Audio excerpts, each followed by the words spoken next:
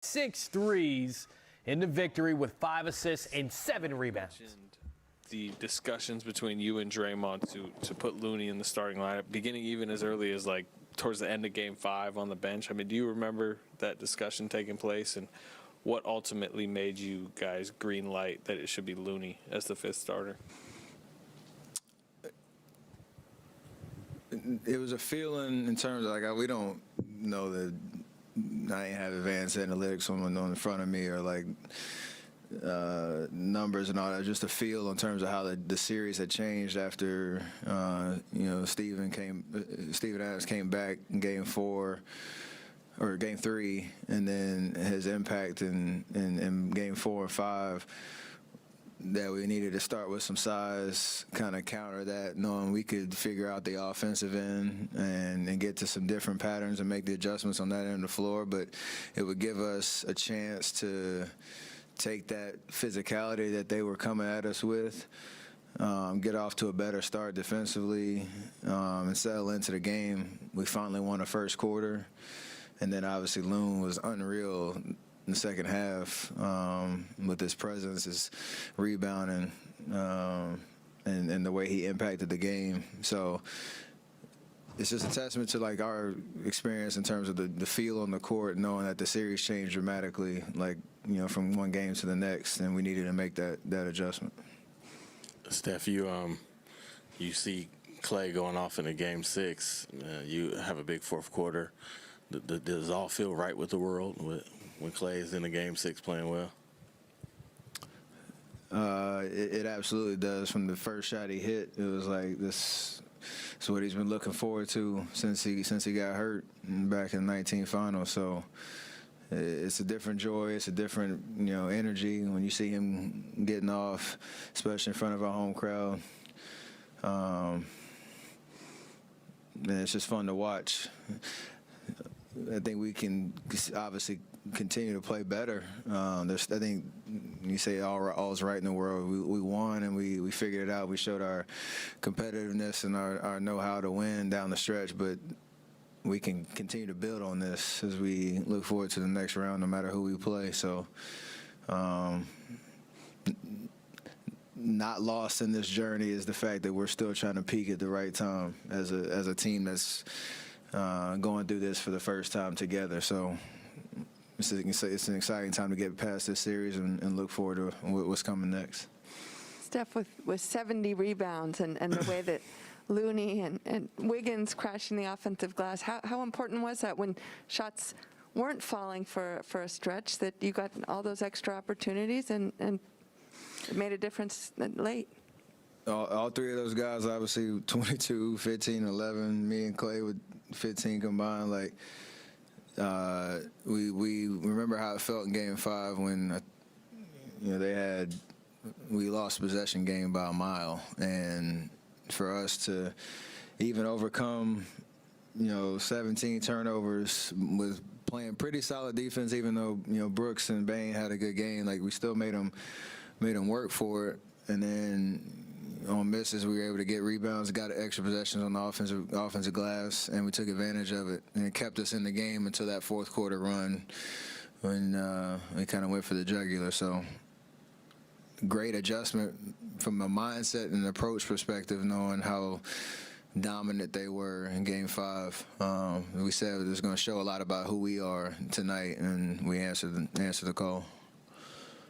Steph, I'm curious, with this Grizzlies group, your updated feelings about them and who they are and how they do this thing. I mean, coming into the playoffs, they took a lot of pride in the way that they pushed you guys out last year, and then all with this edge and the way that it was back and forth. Just how do you see that group? I have a lot of respect for every single guy on the team in terms of how they're built as a group, the individual talent. They have a lot of energy, a lot of potential in terms of winning at the highest level. They were the higher seed for a reason. They had an amazing regular season and dominated throughout the course of those 82 games. But for us to be able to come out of the series with a dub, like, there's definitely respect. There's definitely an understanding that they they made us better. I'm sure we made them better, and who knows what happens down the road. But they'll be here for a long time, just because they have a lot going for them. So definitely respect. Hey, Steph, is this the loudest you've heard at Chase so far? Yeah, deepest we played, so hopefully it continues. We haven't lost here, and it's predicated on just the ability for us to hopefully there's not a situation where we have to keep flipping that switch. I think Clay's three with maybe a minute and a half, something like 2 minutes, like that was the loudest I think I've ever heard it, and I didn't even go crazy. I just kind of took a second to just look up and kind of embrace it and enjoy the experience. So it was really dope, and for us to have an opportunity to keep playing, hopefully it continues to get better. Steph, what did Memphis do to give you a hard time? Not only in the series, but especially in this last game when Ja goes out and they kind of changed their defense. What did they do? What did you have to figure out to come through in the fourth? They have personnel to bother a lot of your normal actions in terms of, Dillon's going to press up knowing he's got help behind him and he's a pretty good defender where, at the first line of attack, it's not going to be easy. And then you get into the paint and you got Steven Adams trailing you. You got Jaren Jackson pulling over, and his presence and size and rim protection is crazy. And then they made adjustments where, they try to funnel us into specific spots on the court, make us throw it out and try to just stay home and force tough shots. We felt all that, but we, felt like we could have shot it better, but there definitely was an impact in terms of just their personnel and the way that they defend perimeter, the paint, and force you to just make tough plays. So over the course of 48, we still couldn't figure out how to control those turnovers, but we created enough good shots so we could pick up momentum and create separation down the stretch, which was obviously helpful.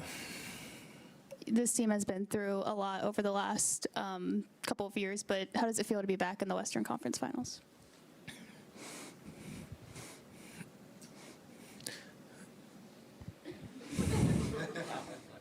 Maybe it's not that special. We got power back here. It's unbelievable knowing what we've been through these last 2 years, and 6 out of the last 8. We have an opportunity to play for the finals. And like I said, I think me, Draymond, Clay, Loon, we've been in this position before. We understand the emotions, the adrenaline, how much you want it, how hard it is. For JP and Wiggs, Otto, guys, Belly, D-Lee, guys are in the rotation tonight. Like, everybody's going through this for the first time, and it's a pretty cool vibe when you figure it out as a group, because we haven't done it as with this group together. So definitely special. Never take it for granted and understand this is what it's all about. And for us to have another opportunity to get 4 more wins and play for a trophy, like that's special. What have you thought about the Mavericks-Suns series? I assume you'll watch Game 7, and just as you kind of start to look forward to those matchups, just what are your initial thoughts? I'm just going to be a fan. That series has been unbelievable, back and forth. The home teams won every game, right? So, we'll see what happens in the Game 7. It's just been pretty entertaining, high level of basketball. So there are 2 different teams, so it's kind of hard to probably talk about it on Monday or Tuesday when we figure out who we're playing. But I'm just going to be a fan and enjoy watching 2 Game 7s on Sunday, and then we get 4 days off, which is pretty special. You talked about the guys who haven't gone through it. Did you know Wiggins was going to come up large in this game, and what does it tell you that he did? I had a dream last night that he was going to hit some big shots in the fourth and step up in the way he did and planned out just exactly how I saw it. So I made a three at the 5-minute mark or whatever. It was the fourth quarter. I went to the bench, and the first person I saw was him, and I yelled at him like he gave us life to start that fourth quarter. Made the big three.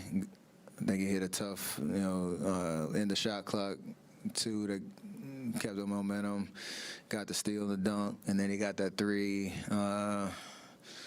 right wing, I think, and those are huge plays because, it's a 1-2 possession either way. So I still didn't get a reaction out of him yet. I just we got one this series when he dunked on Brandon Clark, but the rest of it, he's just good old Wiggs making big plays. He looked pretty happy after the game. I don't know if you saw him. He was like hugging everybody. Did you see any of that? No, I missed it. I got to hit up everybody for the videos. Absolutely. I need those. Wiggs smiling is always good for us. Morant just posted online that you kind of remain his favorite matchup in the league. Just what did you think of the first 3 games going against him? Obviously, kind of the unfortunate fact that he was out of the series, and just in general, him moving forward. He's a problem. I mean, his numbers are crazy. We were up 2-1, so you still had confidence that we could finish out the series. But he requires all of your attention. He's in the 3rd year, 4th year. Sky's the limit, and like I said, they're going to be around for a long time, fighting for Western Conference prowess. So it's going to be, we'll enjoy this and keep moving towards our goal, but you got to understand that they're going to be around, for the long haul, and he's a problem. So definitely an amazing matchup, fun, entertaining, high-level basketball. All the antics and pettiness and all that stuff. I love all of it. So we'll see what happens down the road. What was that like to hear Chase Center erupt in the whoop that trick chants that they did late in the fourth quarter? I don't even know if they believed it. It was phenomenal. It was just you had to do it, obviously, but yeah, it's part of the fun of the playoffs. Home fans get to enjoy the celebration however they want to.